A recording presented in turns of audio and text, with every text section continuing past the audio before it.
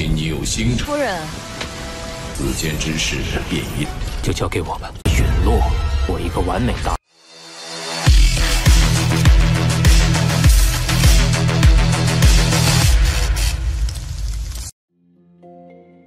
Halo semuanya, selamat datang di Ruang Sinema. Bagaimana kabar kalian semua? Semoga selalu sehat dan baik-baik saja. Sesuai jadwal, jadi pada hari ini kita akan membahas spoiler Penakluk Bintang berdasarkan cerita novelnya. Tanpa berlama-lama, langsung saja kita mulai alur ceritanya. Cerita berlanjut, makhluk ini menatap Lao Feng, menegaskan bahwa kini Lao Feng adalah muridnya yang sah, yang menyampaikan cara pengajarannya. Dia akan menyediakan sumber daya terbaik, tapi tidak akan mengajarkan teknik apapun dan tidak akan ikut campur jika muridnya mati. Karena bagi dirinya, pejuang sejati lahir dari perjuangan sendiri, bukan dari perlindungan gurunya. Ia menasihati bahwa sumber daya hanyalah pondasi. Segala sesuatu tergantung pada latihan diri. Karena semakin tinggi tingkat seseorang, semakin sedikit bantuan luar yang berarti. Ia menyebutkan bahkan murid-murid sebelumnya terjebak pada tingkat yang sama selama era yang tak terhitung jumlahnya. Namun Lao Feng tetaplah bersemangat. Ia sadar bahwa sumber daya adalah hal yang paling berharga dalam peperangan dan pertumbuhan. Makhluk agung itu pun menyatakan bahwa ia telah menyiapkan dua harta untuk Lao Feng, yakni Menara Bintang dan Armor Kekuatan. Menara Bintang adalah harta luar biasa, jauh lebih kuat dari milik murid lainnya. Meskipun pengakuan dari harta itu sangat sulit. Bahkan Lao Feng harus melalui ribuan tahun penderitaan hingga akhirnya menara itu mengakuinya. Sedangkan armor kekuatan ditempatkan di antara ras Yansen dan dijaga oleh seniornya. Dari armor itulah mutiara-mutiara kekuatan untuk para prajurit dan raja yang semuanya bisa memperkuat pemakainya. Dua harta itu, Menara Bintang dan armor kekuatan, menjadi warisan besar bagi Lao Feng. Keduanya cukup untuk membuat para master alam semesta tergila-gila. Lao Feng memiliki dua harta, Menara Bintang dan Armor Pros. Sementara dua harta yang dimiliki oleh senior keduanya adalah Yansen, Herbert, dan Jiwa Mentah. Makhluk agung itu menjelaskan ketika dulu ia menciptakan ras Yansen, mereka dilahirkan dengan kemampuan alami sebagai pejuang. Senior kedua Lao Feng, pemimpin ras itu, saat mahir dalam pertarungan jarak dekat, memiliki kekuatan tanpa batas. Dengan bantuan Yansen Herbert sebagai senjata pertempuran dan Jiwa Mentah yang memperkuat sisi spiritualnya, ia pun tumbuh menjadi kekuatan absolut di alam semesta, sosok yang ditakuti oleh banyak ras. Namun makhluk agung itu belum puas. Dari ketidakpuasan itulah lahir ras bumi, yang menciptakan bentuk kehidupan yang lebih sempurna. Tidak hanya kuat secara tubuh, tapi juga unggul dalam kekuatan jiwa dan kemampuan. Ia menciptakan 90 manual yang menentang hukum alam semesta, bertujuan untuk meningkatkan genetik manusia bumi. 30 pertamanya saja sudah bisa meningkatkan kekuatan tubuh manusia sampai 12 kali lipat. Bahkan melebihi binatang bertanduk emas yang dikenal sebagai salah satu garis keturunan tertinggi. Lebih jauh lagi, makhluk agung itu menjelaskan bahwa di alam semesta ada bentuk kehidupan unik yang tak bisa bereproduksi. Beberapa hanya memiliki 2 atau 3 anggota ras di seluruh jagat raya. Bahkan ada yang cuma 1. Dewa binatang adalah salah satu contohnya. Makhluk yang memiliki hukum alam tertanam di tubuhnya dan lahir dengan kekuatan setara master alam semesta. Ia menyebut bahwa Lao Feng dengan darah binatang bertanduk emas dan latihan dari 90 manual memiliki pondasi yang melampaui makhluk biasa. Tubuhnya kuat, jiwanya luar biasa, dan kemampuannya tak tertandingi. Bagi makhluk agung itu, kemampuan dan kesadaran adalah yang paling berharga. Ia menegaskan bahwa harta atau teknik tidak akan berarti tanpa kekuatan hati. Karena itulah ia menciptakan ras bumi, menjadikan kondisi mental sebagai inti utama. Walau tubuh manusia bumi tampak biasa, kesadaran dan kemauan mereka adalah harta sejati yang membuat ras lain menunduk kagum. Kini dua harta utama diberikan kepada Lao Feng. Armor Pros dan memperkuat tubuhnya, sedangkan Menara Bintang akan memperkuat jiwanya, kemauan dan kesadarannya.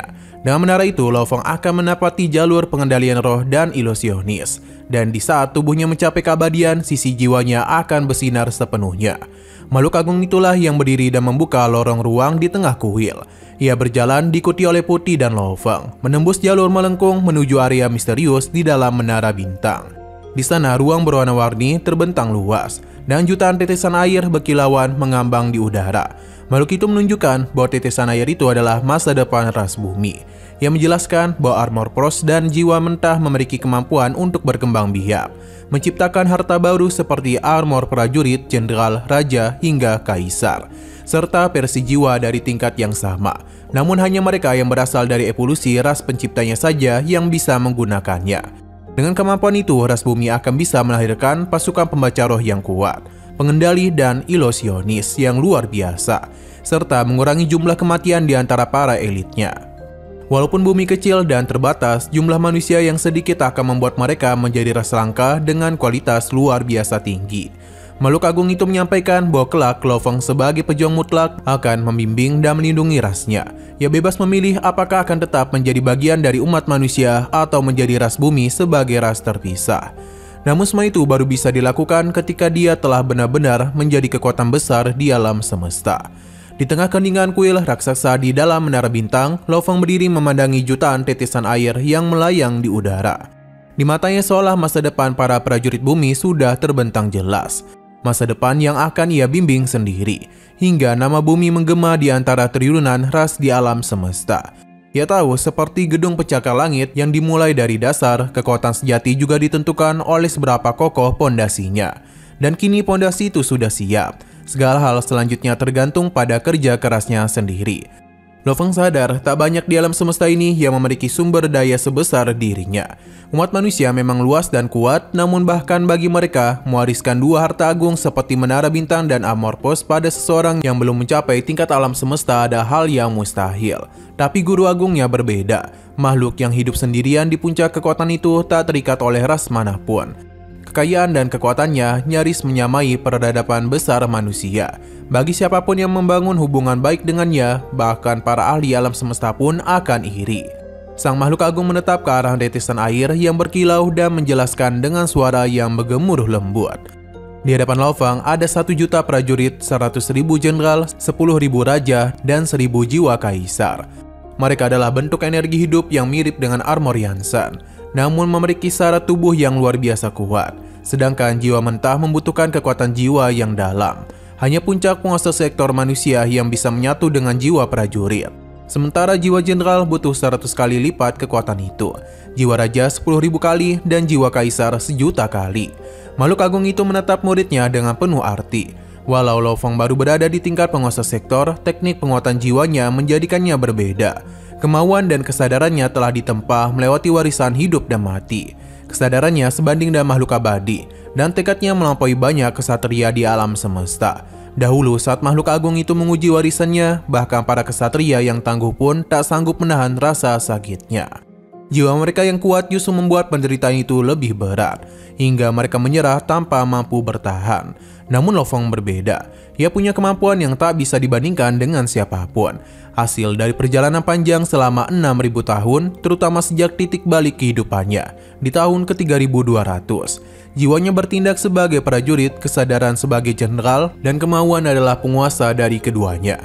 Semakin kuat kemauan, semakin besar kekuatan yang bisa dia keluarkan.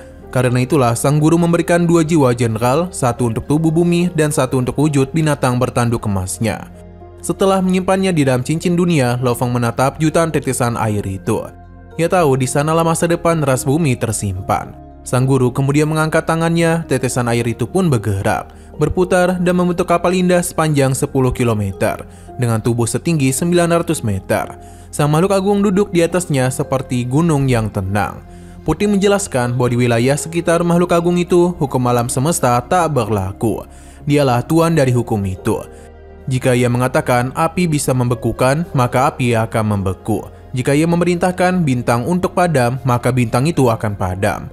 Hukum mematuhinya, namun kekuasaan itu hanya berlaku di area tertentu.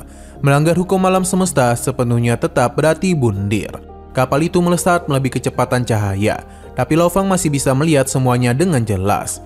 Mereka melewati ruang tanpa batas di dalam menara bintang. Pilar-pilar surgawi yang tingginya hingga bertahun cahaya, ukiran hukum yang berkilau kemasan, serta bintang-bintang tersegel yang berputar dengan tenang. Pilar-pilar itu adalah kerangka menara. Harta aneh yang berenergi besar menjadi ubin dan bata. Dan bintang-bintang itu ibarat mesin yang menjaga keseimbangan segalanya. Perjalanan itu berlangsung seharian penuh, dan Lo Feng dibuat takjub oleh kerumitan ukiran hukum yang membentuk seluruh struktur menara. Sang guru menjelaskan bahwa bahkan dirinya pun tak sepenuhnya memahami hasil akhirnya, karena menara bintang telah berubah menjadi keajaiban alam semesta itu sendiri. Lo Feng merasakan koneksinya dengan seluruh menara. Ia tahu masih belum mampu memicunya, tapi suatu hari nanti dia akan bisa. Menara itu adalah harta sejati yang kekuatannya tak terbatas. Untuk mengendalikan sepenuhnya, ia harus tumbuh jauh lebih kuat. Dan ketika saat itu tiba, bahkan dan kekuatan terkecilnya sekalipun, Lo Fang akan mampu mengalahkan para kesatria yang pernah dia kagumi. Lo Fang menundukkan kepala dengan rasa hormat penuh kepada makhluk agung di depannya.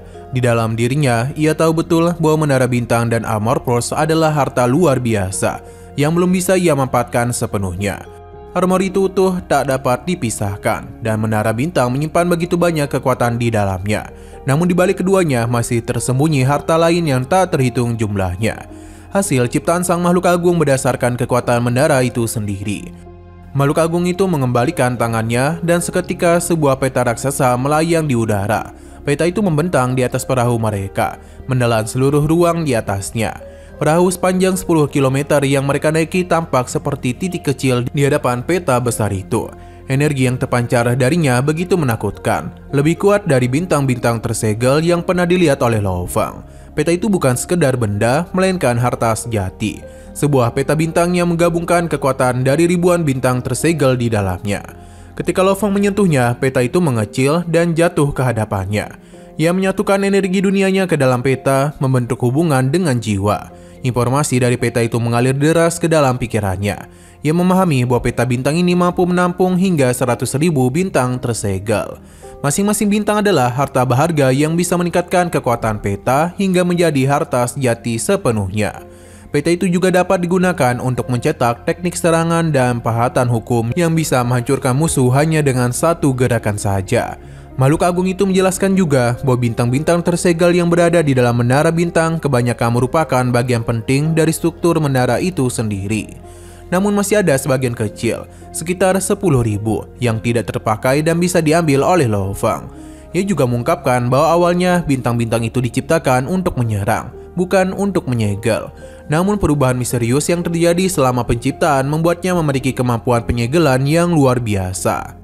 Sebelum Lo Fang mampu mengendalikan seluruh menara, ia akan bisa memanfaatkan kekuatan bintang untuk menyerang musuh. Jika suatu hari dia berhasil memicu seluruh kekuatan menara bintang, serangan tunggal saja akan mampu menembus segala sesuatu di alam semesta, bahkan menghabisi kesatria dengan mudah. Namun untuk mencapai itu dibutuhkan energi yang sangat luar biasa. 9 pusaran energi di sekitar menara bintang terus menelan kekuatan dari alam semesta. Dan bahkan pusaran itu sendiri bisa menghancurkan kesatria yang mencoba mendekat. Makhluk agung itu memperingati Lo Fang untuk tidak membawa menara bintang keluar dulu. Harta sebesar itu sudah lama menarik perhatian para prajurit tertinggi di alam semesta. Jika menara itu hilang dari tempatnya, akan menimbulkan kekacauan besar. Tidak akan ada satupun kaisar yang bisa lolos dari kejaran makhluk-makhluk kuat yang menginginkannya. Hanya ketika Lo Fang sudah memiliki kekuatan yang sebanding dengan para penguasa alam semesta lah, ia baru layak memilikinya secara penuh.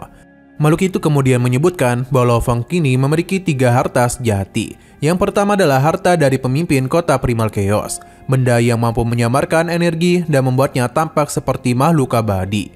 Yang kedua adalah mutiara menara, inti dari kekuatan penyegelan yang telah menyatu dengan jiwanya. Dan yang ketiga adalah peta bintang yang baru saja dia dapatkan, yang kekuatannya akan tumbuh seiring bertambahnya bintang tersegel di dalamnya. Makhluk itu menekankan agar Lo Fang tidak sombong. 3 harta itu belum seberapa dibandingkan menara bintang dan Armor Force. Semuanya hanyalah awal dari perjalanan panjangnya. Ia juga memberikan koordinat 3 fragmen manual volume 9 yang tersisa, tersebar di wilayah berbahaya alam semesta. Hanya dengan melaluinya lah Lo Fang bisa melengkapi set itu dan membuka potensi sejati menara bintang. Setelah semuanya selesai, makhluk itu pun menghilang, meninggalkan Lo Fang bersama Putih di dalam kuil. Putih menjelaskan bahwa tidak ada yang tahu nama asli makhluk agung itu. Ia hanya dikenal dengan sebutan tamu duduk di gunung. Sementara senior kedua Lo Fang dikenal sebagai Kaisar Yan. Setelah mengatakan itu, Putih juga menghilang, meninggalkan Lo Fang sendirian. Di dalam keheningan kuil, Lo Fang menatap ke depan dengan senyum tipis. Ia sadar bahwa gurunya adalah salah satu yang terkuat di alam semesta, namun juga adalah salah satu yang paling acuh terhadap muridnya.